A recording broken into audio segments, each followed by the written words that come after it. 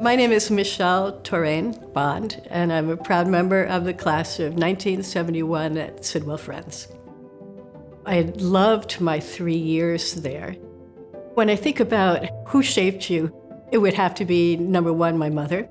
She served in the State Department in Washington and later worked at NATO in Brussels.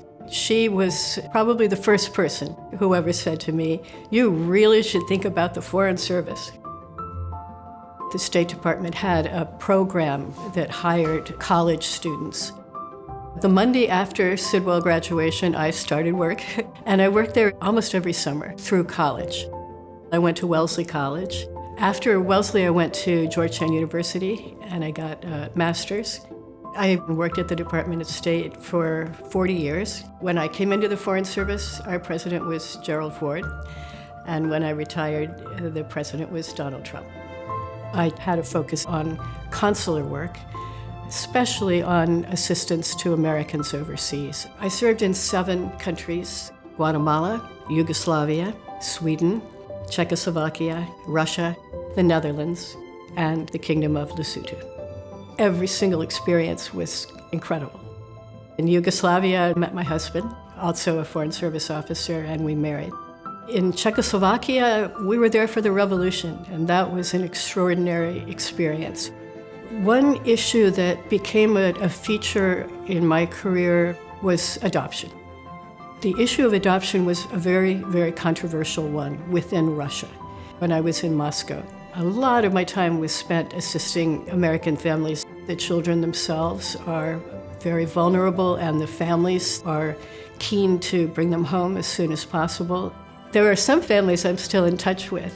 It's incredibly satisfying to know that we helped that whole process. And then I served in Lesotho as the ambassador. You really needed to take the time to learn about the region, about the culture.